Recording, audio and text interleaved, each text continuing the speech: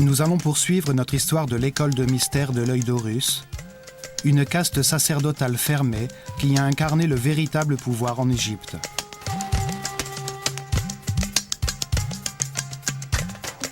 Elle fut organisée par les prêtres qui ont survécu au déluge universel et qui avaient conservé le savoir de l'ancestrale civilisation atlantidéenne. Des êtres très évolués qui ont vu dans ce cataclysme une chance de bâtir une nouvelle civilisation vouée à l'élévation spirituelle.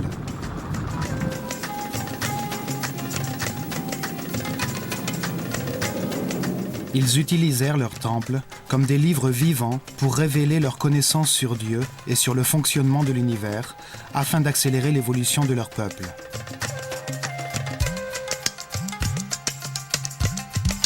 Ils concentrèrent dans ces temples tout leur savoir et toute leur richesse et en firent les vecteurs du développement de la civilisation égyptienne. Ils enseignèrent que l'Esprit éternel se réincarne plusieurs fois en homme sur la terre pour suivre un processus d'amélioration conçu par Dieu.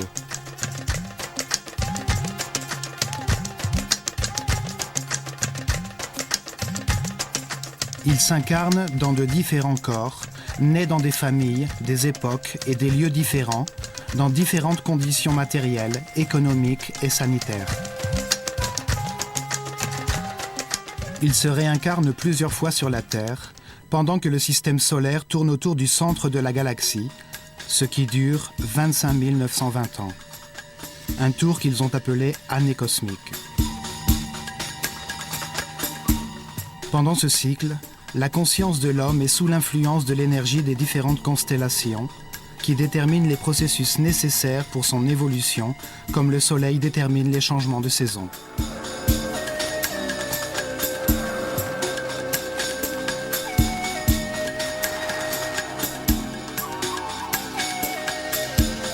Les Égyptiens croyaient que les étoiles déterminaient le destin d'un homme au moment de sa naissance, comme elles déterminent plus largement de l'humanité entière. Ils concevaient le destin comme un ensemble de difficultés que chaque homme devait connaître dans sa vie afin d'en apprendre quelque chose. Selon eux, on ne pouvait connaître la vérité qu'en comparant des fins opposées, dans un univers dual formé de contrastes, de lumière et d'obscurité. En faisant usage de notre libre arbitre dans les situations que nous traversons, nous apprenons des résultats de nos décisions. L'anxiété nous permet de comprendre la sérénité, la peur nous fait comprendre l'harmonie, les conséquences de la haine nous conduisent à comprendre ce qu'est l'amour. Ainsi, vie après vie, un processus d'élévation spirituelle se produit. À chaque nouvelle vie, l'homme renaît plus sage, plus respectueux et tolérant, jusqu'à ce qu'il devienne, à la fin de ce cycle, un surhomme immortel.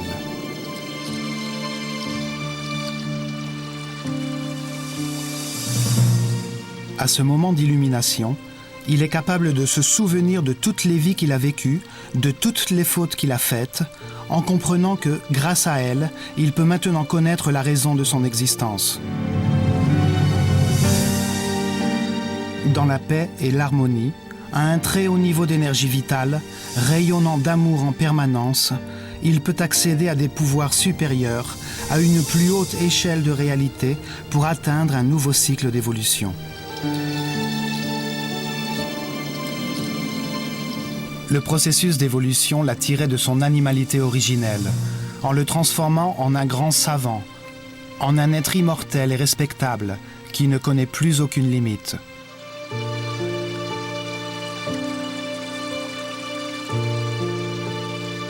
Grâce à cette compréhension de la vie, les Égyptiens vécurent dans la paix et l'harmonie durant des milliers d'années et faisant de leur civilisation un modèle. Les prêtres de l'œil d'Horus nous ont laissé ces vérités à l'intérieur de leur temple. C'est pour cela que nous allons les visiter un par un dans cette série de documentaires.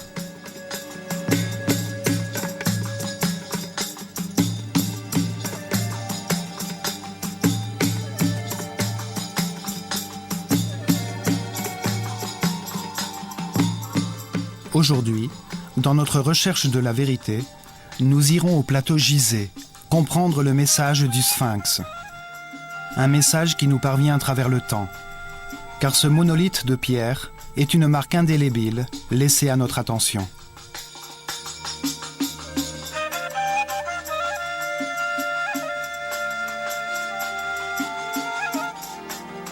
Le Sphinx révèle des mouvements astronomiques observés pendant des milliers d'années par les Atlantidéens au cours du cycle astronomique précédant l'ère égyptienne. De nos jours, nous croyons que l'Atlantide n'était qu'un mythe.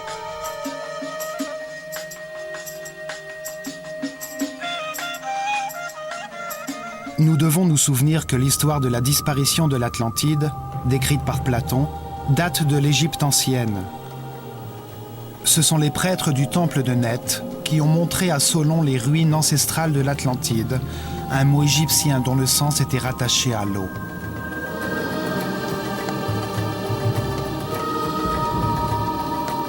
Le terme Atlu veut dire eau, ou plus précisément, la limite de la terre qui touche l'eau. Anti évoque la division d'un terrain. Le mot composé Atlanta se réfère donc à terrain séparé par de l'eau. Dans l'histoire racontée par Platon, la capitale de l'Atlantide, Poséinodis, était une belle ville construite en canaux concentriques qui partageaient des bandes de terre.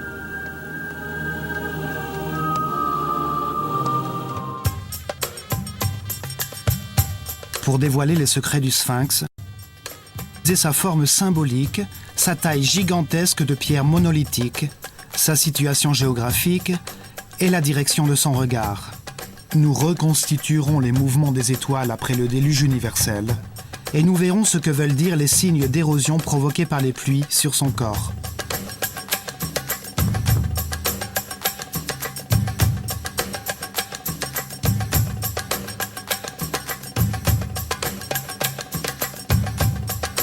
Les prêtres qui avaient survécu au cataclysme qui anéantit l'Atlantide ont sculpté une forme symbolique monumentale en fonction de certains calculs astronomiques pour en faire une horloge qui marque les cycles importants du système solaire dans la galaxie. Nous analyserons ces calculs pour comprendre pourquoi le Sphinx est le plus grand et le plus ancien marqueur temporel sur la planète. La première date à y être inscrite fut le Zep Tepi. Le temps nouveau, le début de l'heure H de la nouvelle civilisation qui succéda à la destruction de l'Atlantide. Le Zep Tepi est le premier pas sur le chemin de la perfection spirituelle pour toute l'humanité. Le Sphinx est la première pierre sur cette route. La deuxième date enregistrée est celle de la dernière catastrophe, qui est survenue il y a 13 000 ans et que l'on nomme déluge universel. On trouve des traces de ce cataclysme sur toute la planète. D'autres parties du globe furent touchées en même temps que l'Égypte. Les prêtres, dans leur sagesse, avaient conservé la mémoire d'autres catastrophes précédentes, dont une était survenue au commencement de la civilisation atlantidéenne, il y a environ 38 000 ans. Ils savaient que ces catastrophes étaient cycliques et qu'elles avaient lieu à chaque changement d'année cosmique. Cette rémanence cyclique les a confortés dans l'idée que les étoiles marquaient la durée de tous les cycles dans les différentes échelles universelles. Ces caractéristiques du Sphinx montrent l'importance à tous les niveaux du grand cycle cosmique. La rotation du système solaire autour du centre de la galaxie détermine la durée des structures physiques qui soutiennent les organisations humaines, puisque tous les 25 920 ans, une catastrophe survient et laisse place à une nouvelle forme de développement, à une nouvelle organisation du monde.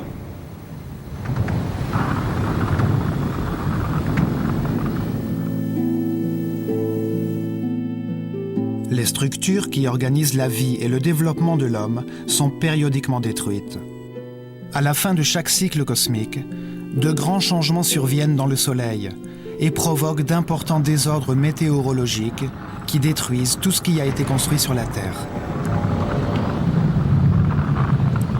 Les prêtres de l'œil d'Horus nous ont appris que cela faisait partie d'un processus conçu par Dieu pour permettre le développement de nouvelles civilisations sur la Terre, pour permettre l'expression de nouvelles manières de voir l'univers. C'est comme si l'humanité, ne formant qu'un seul corps, mourait tous les 25 920 ans pour renaître sous une forme plus parfaite. Le même processus que celui par lequel passe l'homme, mais à une échelle collective, avec un esprit plus grand.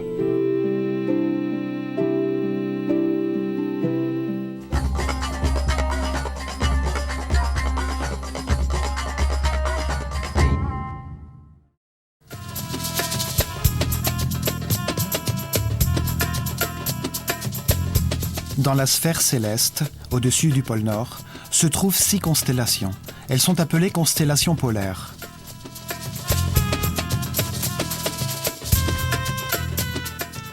Plus bas, près de l'équateur, se trouvent 12 constellations zodiacales.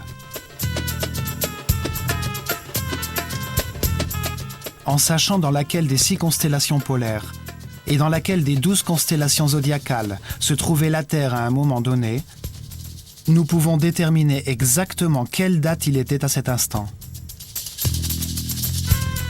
Le système solaire tourne autour de la galaxie le long d'une ligne imaginaire appelée l'écliptique. Chaque rotation dure 25 920 ans, un cycle perpétuel que les prêtres égyptiens ont appelé l'année cosmique. Ils ont divisé ce tour de 360 degrés du système solaire dans la sphère céleste en 12 secteurs de 30 degrés. Le Soleil met 2160 ans pour traverser chacun d'entre eux. Ce sont les 12 constellations. Chacune a un nom d'animal. Elles forment le zodiaque, ce qui veut dire le cercle des animaux.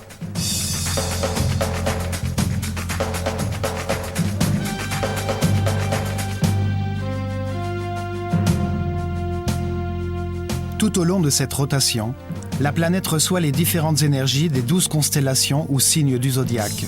Ce sont eux qui déterminent le destin de l'homme à chacune de ses réincarnations, les circonstances difficiles par lesquelles il doit passer pour effectuer son apprentissage.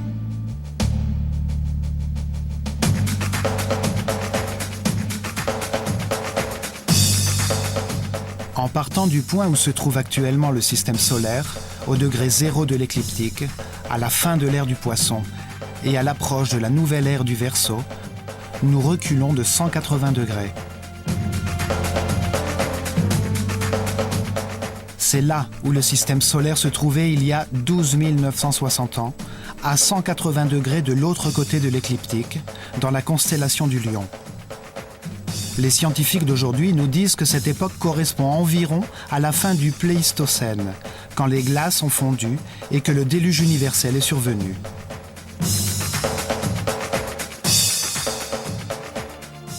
Le sphinx est la réunion des 2 symboles qui représentent le zodiaque et les constellations polaires dans le ciel, le lion et l'homme, ce qui nous indique une date précise dans le temps.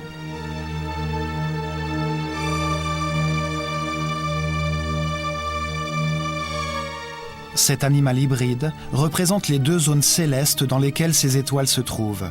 Le corps du lion représente la constellation du lion. L'homme est le symbole de la constellation polaire, que nous appelons aujourd'hui Hercule, et que les Égyptiens appelaient Toum, l'Adam de la mythologie astronomique. Le mouvement combiné de ces 2 niveaux célestes est appelé pari-passu. La paire de constellations que la Terre traverse dans son parcours autour de la galaxie, que les scientifiques nomment la précession des équinoxes. Le sphinx marque ainsi le Zep-Tepi, le nouveau temps. L'étoile polaire est appelée ainsi car elle se situe au-dessus du pôle Nord, directement au-dessus de l'épine dorsale de la planète, de son axe de rotation. C'est une étoile fondamentale, qui a le pouvoir de diriger le ciel, car vue depuis la Terre, la sphère céleste tourne autour d'elle. L'inclinaison de l'axe de la Terre par rapport au Soleil se déplace lentement pendant le cycle cosmique et vise un 2e cercle, plus haut dans le ciel, formé par 6 étoiles polaires différentes.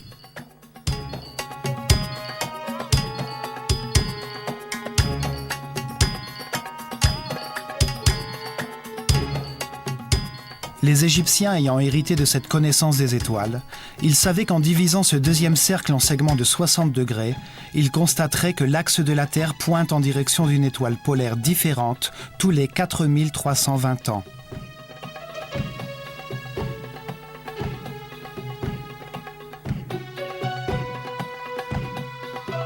Ces étoiles polaires forment 6 constellations qui se trouvent exactement au-dessus du pôle Nord, à chaque angle de 60 degrés sur le parcours que la Terre effectue durant la grande année cosmique.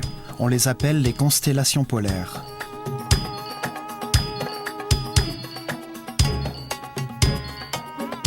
Dans la constellation de la Petite Ourse se trouve l'étoile Polaris, qui est notre étoile polaire actuelle.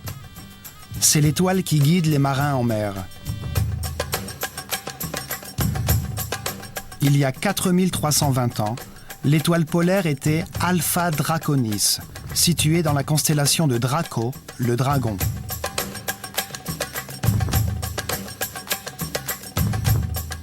Il y a 8640 ans, le pouvoir céleste résidait dans l'étoile polaire de la constellation d'Hercule ou de l'Homme.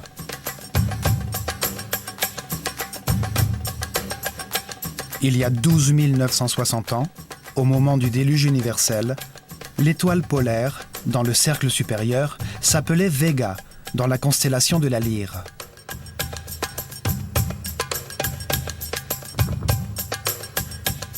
Encore 60 degrés en arrière, il y a 17 280 ans, l'étoile de Deneb, dans la constellation du Cygne, brillait dans le pôle Nord. Il y a 21 600 ans, Alphyrque, dans la constellation de Céphée, se trouvait au-dessus du pôle.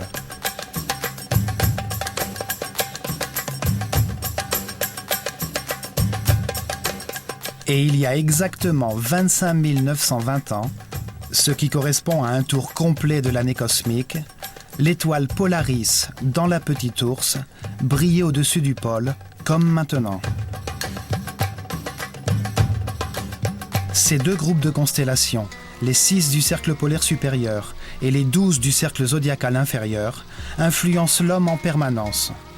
Ces deux cercles tournent autour d'un axe polaire virtuel au centre de la galaxie, l'axe de la couronne.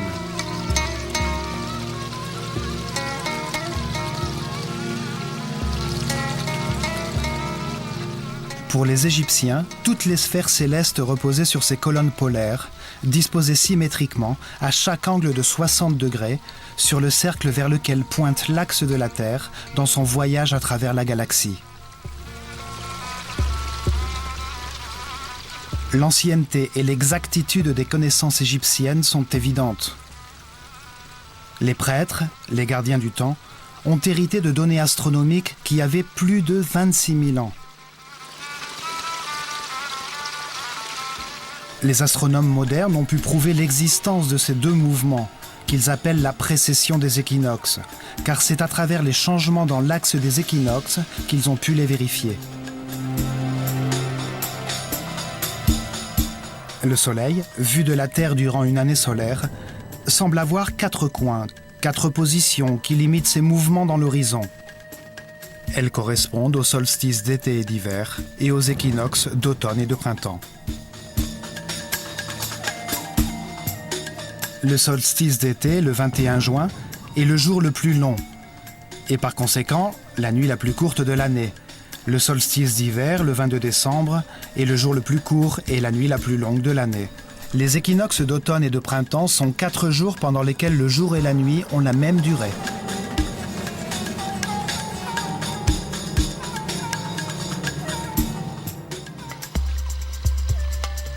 À Gizeh, le Soleil fait face au Sphinx au moment des équinoxes et il se lève à 28 degrés de longitude nord-est au solstice d'hiver et à 28 degrés de longitude sud-est au solstice d'été.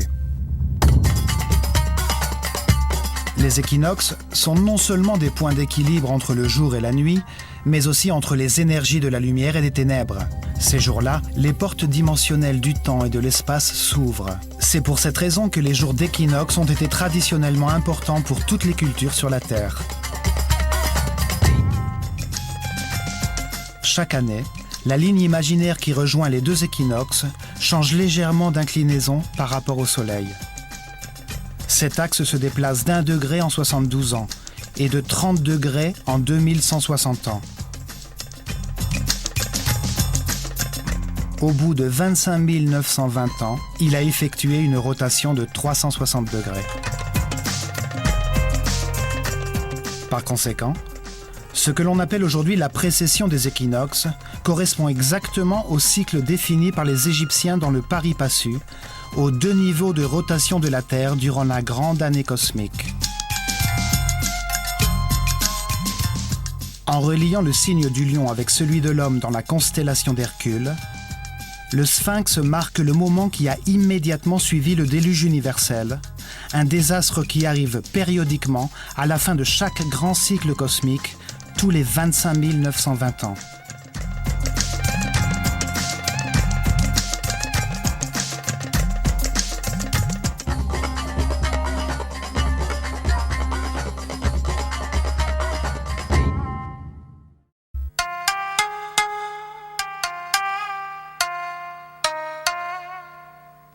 Le Sphinx est la plus grande sculpture sur Terre. Son énorme corps a été taillé dans une seule roche, afin de perdurer à travers les siècles. Ce monolithe géant, d'un seul tenant, fut érigé sur le plateau de Gizeh. Il mesure 80 mètres de long, 13 mètres de large et 20 mètres de hauteur. Il est aussi grand qu'un pâté de maison. Pour former son corps, les Égyptiens ont sculpté d'énormes blocs de pierre qui ont ensuite été utilisés pour construire 2 énormes temples en face de lui.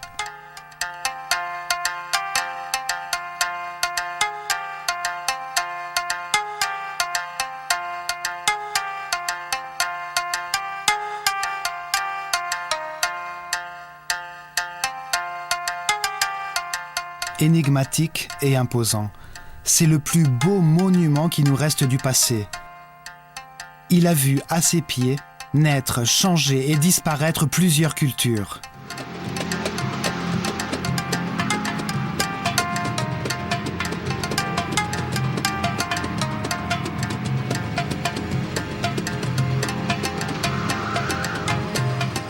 Sa localisation géographique sur le plateau Gizeh, aussi appelé Rosto dans l'ancestral Livre des Morts, est très particulière.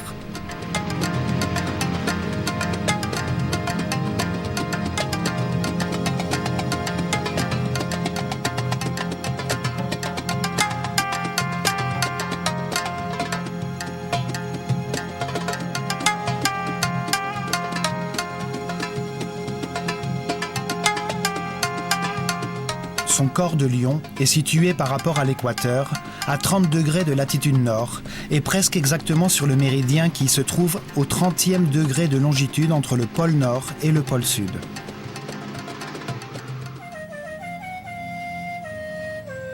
« 30 degrés de latitude, 30 degrés de longitude, sur l'un des points diamagnétiques de la planète.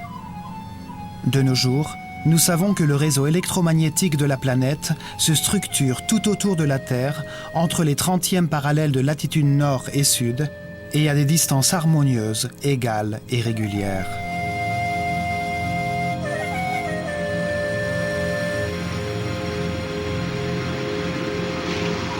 Toutes les créatures, aussi petites soient-elles, possèdent un réseau neuronal, une matrice qui canalise et diffuse harmonieusement l'énergie dont leur corps a besoin.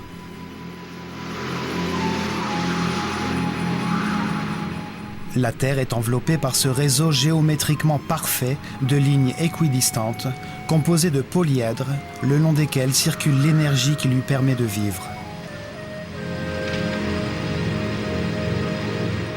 On les appelle les lignes Lie et les lignes Harman.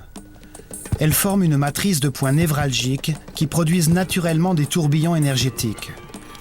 Ces tourbillons ont été secrètement utilisés par les gouvernements et les individus qui en ont la connaissance pour générer des forces antigravitationnelles permettant la lévitation. Ces tourbillons électromagnétiques sont harmonieusement répartis sur la surface du globe et provoquent des désordres magnétiques et énergétiques avérés. Le triangle des Bermudes, du dragon et du démon, où des disparitions mystérieuses ont eu lieu, sont des points diamagnétiques reconnus. D'autres cultures que les Égyptiens ont judicieusement bâti des pyramides sur des points diamagnétiques.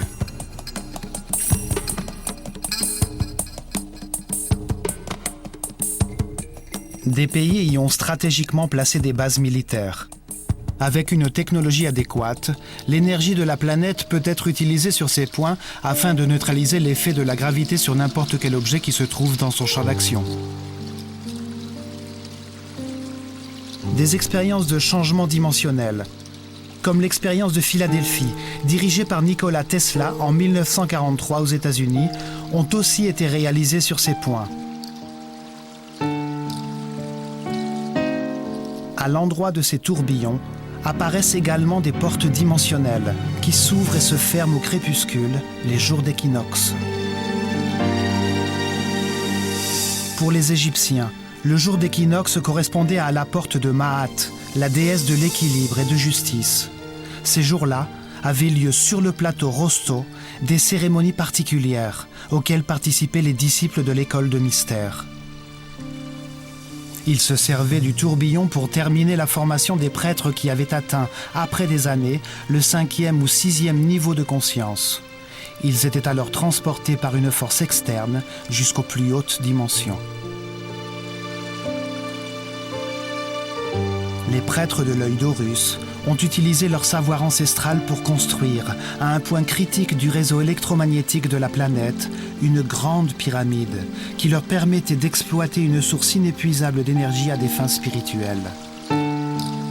Ils recevaient dans leur corps les énergies condensées de la planète, grâce auxquelles ils pouvaient atteindre de très hauts niveaux de vibration qui provoquaient chez eux des états particuliers de conscience.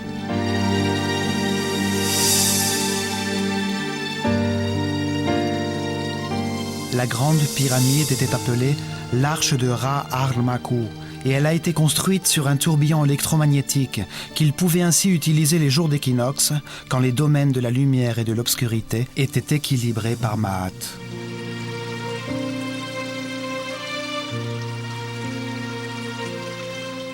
Ces jours-là naissaient les Néthers, les esprits exceptionnels, les Semsu-Or, disciples d'Horus, qui rayonnaient d'amour et guidaient leur peuple en élevant son niveau de conscience par leur exemple et par leur connaissance de la réalité de l'univers.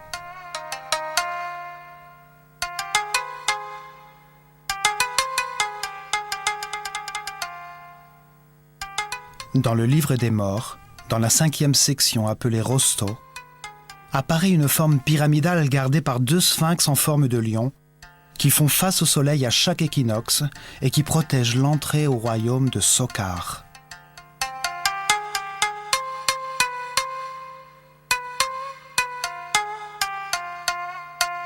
Les couloirs ascendants ressemblent au passage de la grande pyramide. C'est là où a eu lieu la transformation finale de l'Osiris que chaque être humain porte à l'intérieur de lui-même. C'est là où se produit l'illumination qui le transforme en Horus, le surhomme immortel. La forme du lion est, elle aussi, fortement liée à ce processus d'évolution. Le lion est l'animal le plus évolué, et pour les Égyptiens, il représente le moment final d'une conscience d'animal qui évolue vers l'état de surhomme.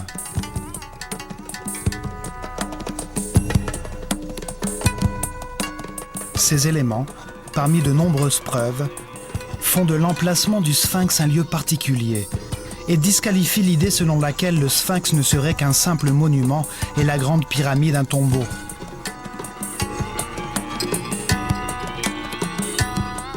Deux raisons ont fait naître la conviction que le pharaon Képhren, qui a régné entre 2520 et 2494 avant Jésus-Christ, est celui qui a ordonné de le sculpter dans un même bloc de roche. La première raison est qu'on pense que son visage ressemble à celle d'une statue de diorite noire du pharaon Képhren qui a été retrouvée enterrée la tête à l'envers près du sphinx dans le temple de la vallée. Cette statue le représente avec un faucon sur la nuque. Nous avons retouché l'image du sphinx à l'aide d'outils numériques pour obtenir une approximation de son visage à l'état original.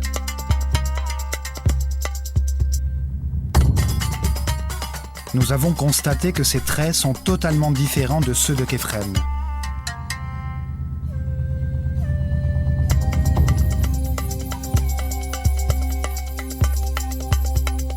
Il est reconnu que le sphinx était appelé Abu-Ol et que pendant très longtemps, il a été peint en rouge, la couleur de l'Égypte.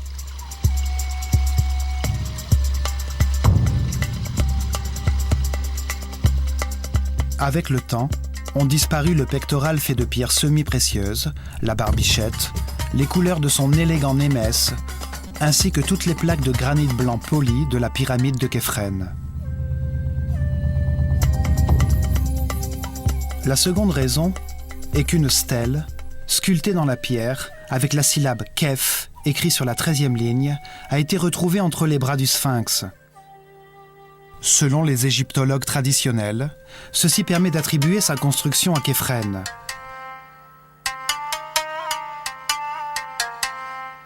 La stèle a été réalisée sous le règne du pharaon Thoutmôsis IV, entre 1401 et 1391 avant Jésus-Christ, pour commémorer la restauration du sphinx, grâce à laquelle on put retirer le sable qui le recouvrait jusqu'au cou. La stèle indique que le sphinx est la personnification d'un grand pouvoir magique qui a existé à cet endroit depuis le début des temps, depuis le Zep-Tépi. Son texte dit que, quand il était très jeune, Thoutmôsis IV a vu le sphinx en rêve et que celui-ci lui a promis qu'il deviendrait pharaon s'il le faisait désensabler.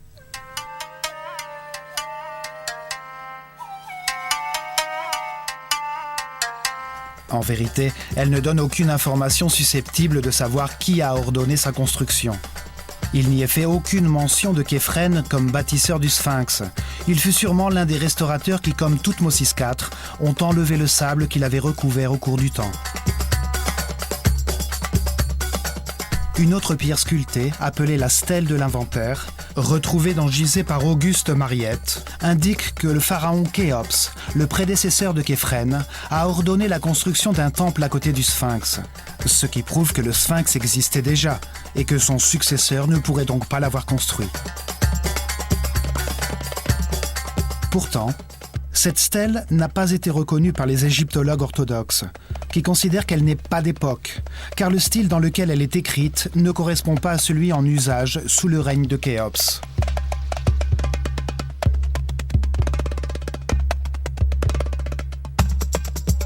En réalité, le sphinx est resté enterré dans le sable durant des milliers d'années. Plusieurs souverains bienveillants ont ordonné de le nettoyer. Il était alors désensablé pendant quelque temps, mais on le négligeait de nouveau.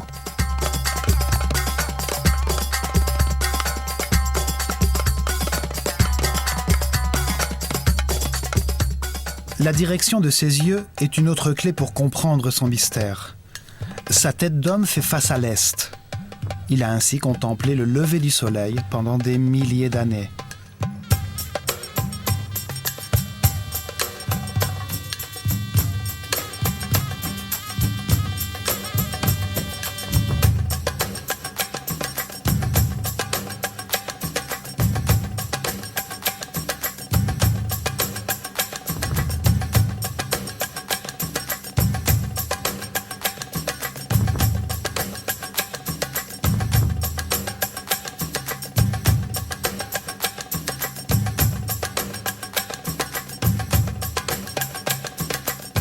Ses yeux montrent intentionnellement et avec précision un point de l'horizon, là où le soleil se lève les jours d'équinoxe, le vrai est, le point de passage dimensionnel.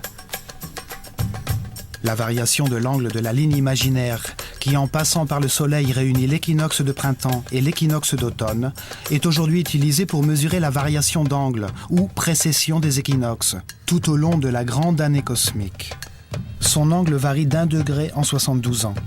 De 30 degrés en 2160 ans et de 360 degrés en 25 920 ans. Elle marque l'année cosmique, le cycle qui détermine les réincarnations de l'homme et la survenue de cataclysmes périodiques.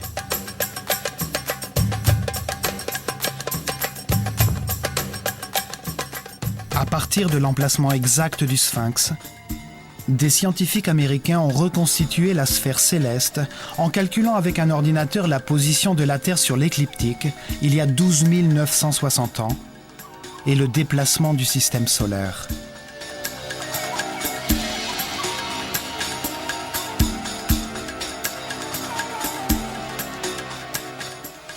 Ils ont confirmé qu'à cette époque, au point exact vers lequel regarde le Sphinx, le vrai est de l'horizon, à une latitude de 30 degrés, se levaient chaque nuit les étoiles de la constellation du Lion. Le Sphinx regardait, à l'horizon, les étoiles du signe zodiacal du Lion, la constellation que le système solaire traversait en ces temps-là. Ces travaux confirment donc le message que le Sphinx veut nous transmettre sur le temps, sur sa forme symbolique et sur son emplacement précis. Au même moment, à 90 degrés au sud, se trouvait la constellation d'Orion, à 9 degrés sur la ligne du méridien nord-sud.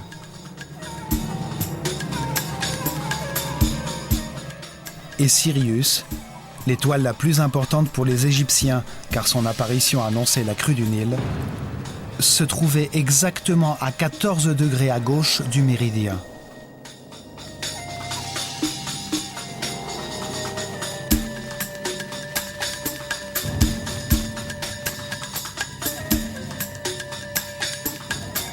La date que le Sphinx nous indique, le début de la nouvelle civilisation, le Zep-Tepi, est confirmée par la relation entre sa forme symbolique et la constellation zodiacale du Lion, d'une part, et de la constellation polaire d'Hercule, d'autre part.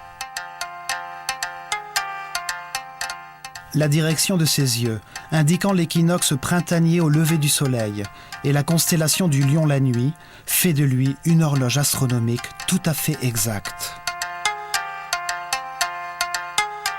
Son emplacement a été choisi avec une grande précision pour en faire le porteur d'un message à l'intention de tous ceux qui, à l'avenir, chercheraient la vérité.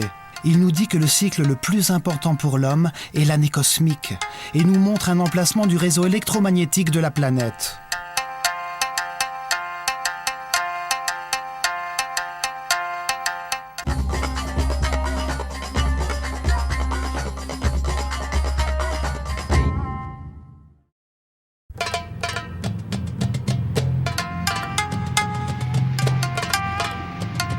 Il y a un autre élément du Sphinx qui confirme le Zep-Tepi, le moment auquel le Sphinx a été construit. C'est une preuve d'origine géologique et climatique. En 1960, le mathématicien français René Schwaller, de Lubitsch, a déclaré que le corps de lion du Sphinx montrait des signes d'érosion provoqués par la pluie.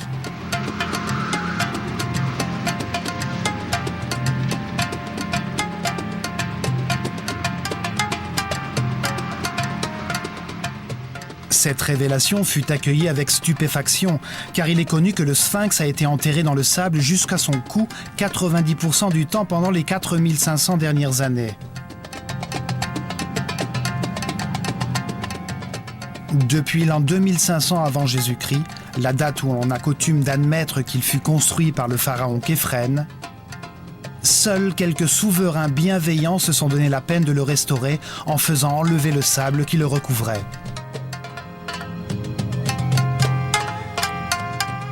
L'un des derniers désensablements fut ordonné par Napoléon, quand il était en Égypte. Ainsi, comment pourrait-il montrer des signes d'érosion provoqués par la pluie ?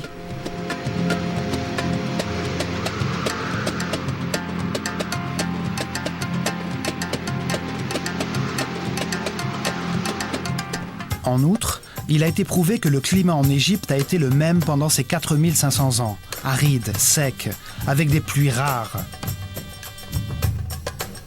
Les scientifiques nous disent que le changement climatique radical qui est survenu dans la région à la fin du Pléistocène l'a progressivement transformé en désert que nous voyons maintenant.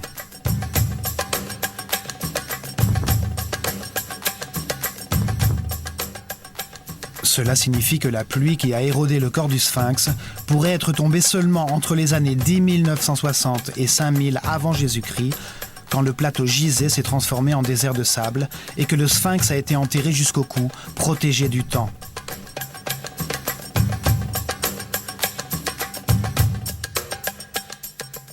Une expédition de l'Université de Boston a vérifié que les signes d'érosion ont été provoqués par la pluie et ont déterminé que ces profondes crevasses ont mis des milliers d'années à se former.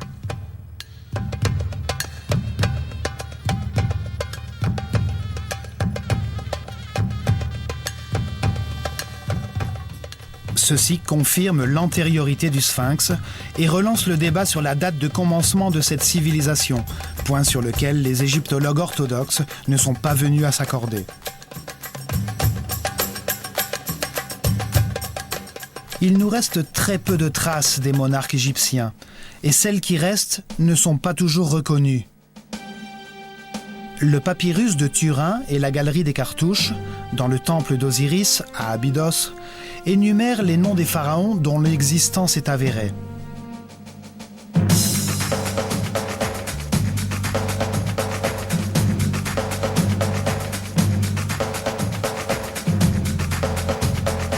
On attribue l'unification de l'Égypte vers l'an 3000 avant Jésus-Christ au légendaire roi Ménès, dont le nom apparaît sur la palette de Narmer. Selon l'histoire officielle, il aurait ainsi donné naissance à la première dynastie des pharaons. Mais ces inventaires, comme celui dressé par le prêtre Manetho en l'an 300 avant Jésus-Christ, dans son histoire de la civilisation égyptienne, remontent en réalité plus loin dans le temps, faisant référence à des souverains antérieurs qui ne sont pas aujourd'hui reconnus car ils sont considérés comme des mythes irréels. Ce sont les Shemsu-Hor, les disciples d'Horus, des ancêtres divins, des êtres éclairés qui ont gouverné l'Égypte pendant 13 900 ans. Puis vient le tour des Akus, ou hommes sages, d'autres monarques exceptionnels qui, d'après ces documents, ont dirigé l'Égypte pendant 11 000 ans, avant l'avènement des pharaons qui régnèrent durant 30 dynasties.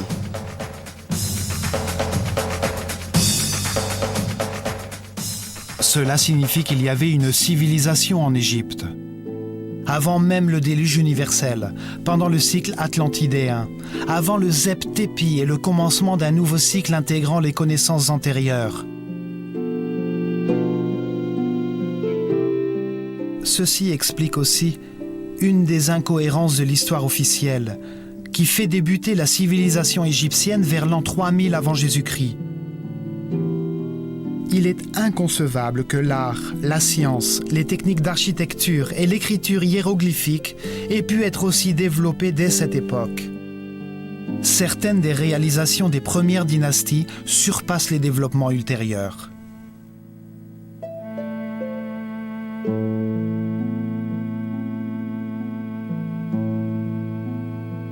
Il est dur de comprendre comment le site de Saqqara, avec ses briques travaillées, ses décorations en céramique très raffinées, ses détails architecturaux harmonieux, ses colonnes et ses pyramides capables de résister durant des milliers d'années, a pu surgir soudainement du néant.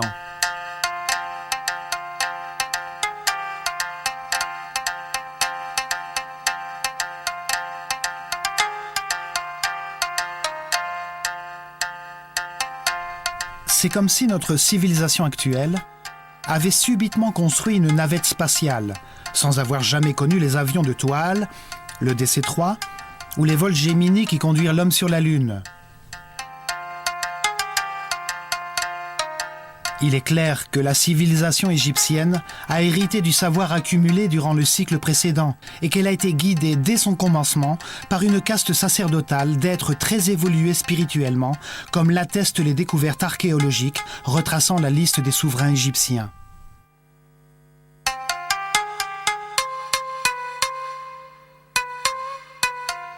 Ceci confirme également que le Sphinx a été sculpté dans la pierre par les prêtres de l'école de mystère de l'œil d'Horus immédiatement après le déluge, durant la période prédynastique.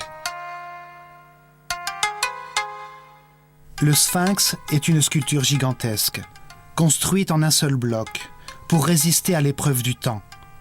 Sa forme symbolique a été minutieusement étudiée pour en faire un point de rencontre astronomique. Il se trouve précisément sur l'un des nœuds diamagnétiques de la planète, indiquant la présence de forces énergétiques planétaires là où la Grande Pyramide a été construite.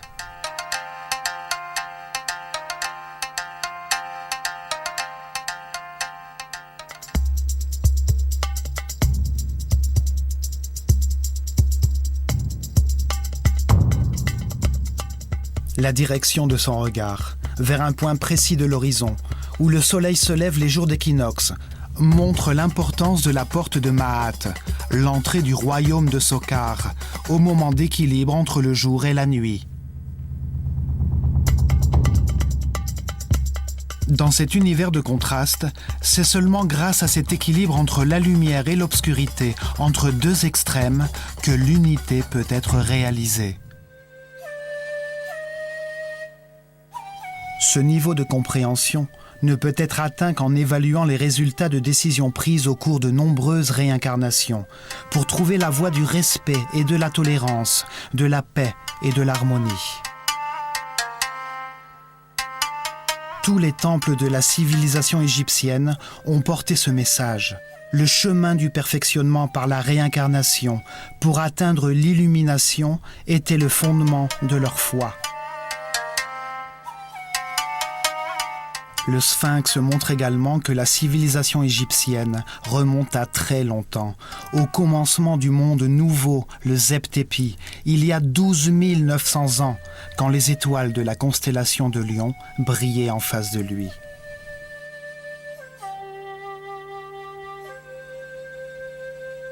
Le Sphinx rappelle l'existence de l'année cosmique, le cycle le plus important pour l'humanité. Il confirme que la civilisation atlantidéenne a vraiment existé. Il incarne la certitude qu'il existe une sagesse supérieure.